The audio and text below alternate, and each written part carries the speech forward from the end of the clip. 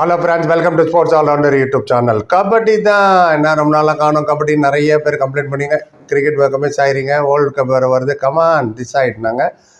So நமக்காக ஒரு good news, ரொம்ப சந்தோஷமான நியூஸ் இது. ஏன்னா புது யுவா கபடி சீரீஸ் தமிழ்நாடு பிளேயருக்கு மட்டுமே ஒன்று ஸ்டார்ட் ஆக போகுது. Very happy to hear. And press release ரீசெண்டாக வந்தது. மே 6 நாளையிலேருந்து ஸ்டார்ட் ஆகணும் மண்டே. அண்ட் அதை பற்றின சில டீட்டெயில்ஸ் நான் கடற்கடன்னு நான் சொல்லிடுறேன்.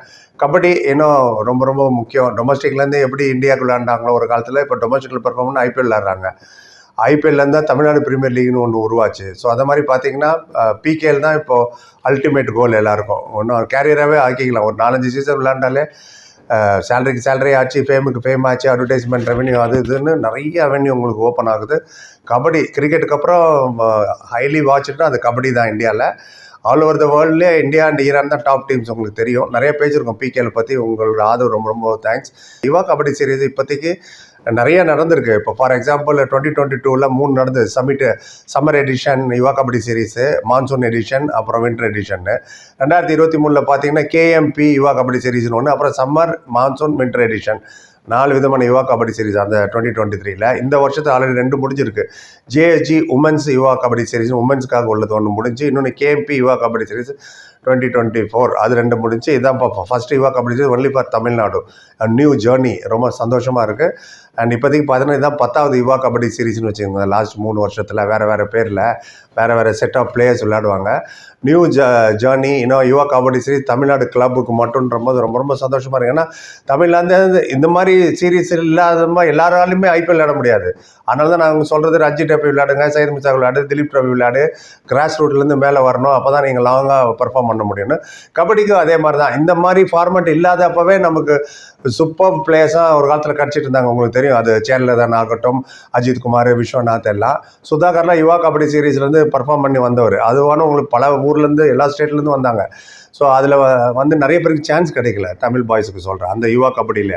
இப்போ எக்ஸ்க்ளூசிவ் உங்களுக்கு இத்தனை மொத்தம் 16 டீம் இருக்கும்போது எல்லாமே தமிழ் பாய்ஸாக இருப்பாங்கன்னு நினைக்கிறேன். மோர் டீட்டெயில்ஸ் வர அப்பப்போ நான் அப்டேட் பண்ணுறேன். இந்த யுவா கபடியிலேருந்து நான் உங்களுக்கு ஒரு தாமரை கண்ணன் ஆகட்டும், மாசான முத்து, மொயிலன் சண்முகம், அல்லூர் சதீஷ், அபிஷேக்லாம் அதுக்கு முன்னாடி வந்தவர், செல்வமணி, யுவா கபடிக்கு முன்னாடி சுதாகர், அஜித் குமார், மனோசன்மை, அபினேஷ் நடராஜன், இப்போ கப் ஹோல்டர் வர பெருமையான விஷயம். இன்னும் இது மாதிரி ஒரு குரூப்பாக செட் ஆஃப் பிளேயர்ஸ் வந்துக்கிட்டே இருப்பாங்க. அப்புறமா இந்தியாவுக்கும் விளையாடலாம், பிகேலுக்கும் விளையாடலாம். ஊனோஸ் பிகேலேன்னு ஒரு 4 டீம் ஏற்றலாம் 2-3 வருஷத்தில். ஏன்னா ஷார்ட் கேம், 40 நிமிஷம் கேம் இல்லையா. ஃபார்மேட்டை கொஞ்சம் கடன்னு சொல்லிடுறேன். மொத்தம் 16 டீம் 2 குரூப்பாக பிரிக்கிறாங்க. A and B. ஏல 8 டீமு, பியில் 8 டீமு. இந்த 2 ஆளுக்கு ஒருத்தர் ஒரு வாட்டி விளையாடும் போது ஒவ்வொரு குரூப்பில் 28 மேட்ச் இருக்கும். ஏல 28 மேட்ச், பியில் 28 மேட்ச். அதுவே 56 மேட்ச். அது அப்படியே ஓரமாக வைங்க. அதில் வந்து 4 பேர் குவாலிஃபை ஆவாங்களாம். டாப் 4 ஏல, டாப் 4 பியில். இந்த 4 8 ஆகி அது ஒரு குரூப் ஆகி அது ஒரு குரூப் மேட்சஸ் விளையாடும். அது பேர் வந்து ப்ரொமோஷன் ரவுண்ட். எஸ், அந்த ப்ரொமோஷன் ரவுண்டில் வந்து 28 மேட்ச் இருக்கும் இந்த கணக்குப்படி பார்த்தீங்கன்னா. ஸோ 56-28 ஆல்ரெடி 84 மேட்ச் ஆச்சு. அப்புறம் இந்த 4 தோத்த டீம் இருக்காங்கல்ல, அந்த ஸ்டார்டிங்கில் 5, 6, 7, 8 வந்தவங்க ஏஎன்பி, அவங்க 4 நாளும் சேர்ந்து அது ஒரு குரூப்பாக ஆக்கி அது ரீலெகேஷன் ரவுண்டுன்னு வச்சுருக்காங்க.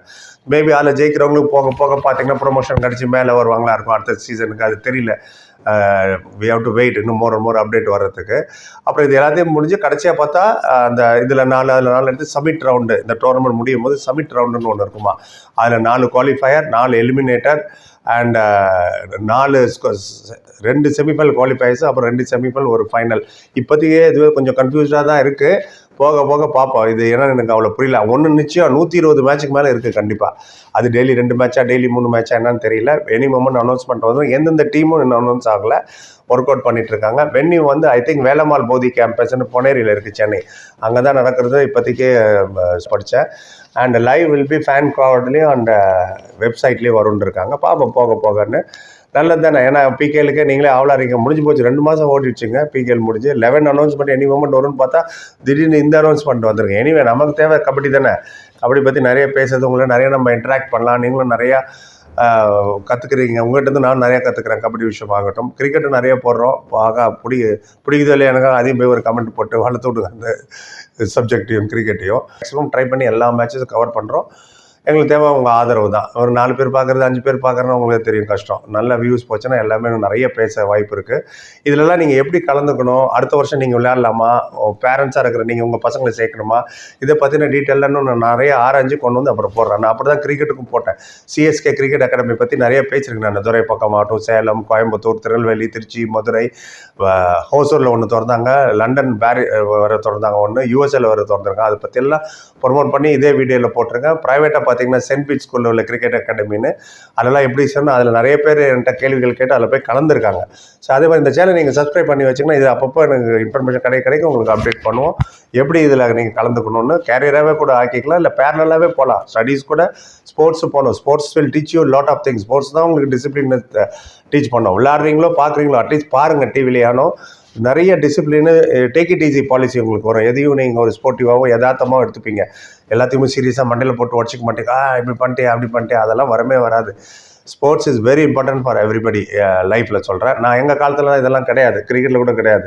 ரொம்ப கஷ்டம். இப்போ உங்களுக்கு அவ்வளோ அவென்யூ ஓப்பன் ஆகிருக்கு. ப்ரோ கபடி ஆகட்டும், இந்த யுவா கபடி சீரிஸ் ஆகட்டும், ஏகப்பட்ட kabaddi, Asian games under 19 world cup வரப்போகுது கபடி ஜனவரியில். நிறைய பேர் பெரிய பெரிய சூப்பர் ஸ்டார்ஸ், நான் சொல்ல வேணாம், பவன் ஷராவத் ஆகட்டும், நவீன் எக்ஸ்பிரஸ், அர்ஜுன் தேஷ்வால், பிரதீப் நர்வால் மறந்துட்டேன், நரேந்தர், சாகர், அபிஷேக், தமிழ் பசங்களாம் கலக்கிறாங்க. அஜித் குமார், விஸ்வநாத், சுதாகர் அண்ட் அபினேஷ் நடராஜன் என்றால் மாசன் மூத்தல் ஆல்சோ. எனிவே இது ரொம்ப நேரம் ஆகிடுச்சு சொல்லிட்டேன். நீங்கள் அதை பற்றி கேள்விப்பட்டீங்களா? எதுவாக தான் சொல்லுங்கள், நானும் தெரிஞ்சுக்கிறேன், வியூஸ் தெரிஞ்சுக்கிட்டோம். போக உங்களுக்கு அப்டேட் பண்ணிகிட்டே இருக்கேன். ஒரு 10 பேருக்கு நன்றி. லைக், கமெண்ட், சேனல் சப்ஸ்கிரைப் பண்ணி சந்திக்கிறேன். Thank you so much.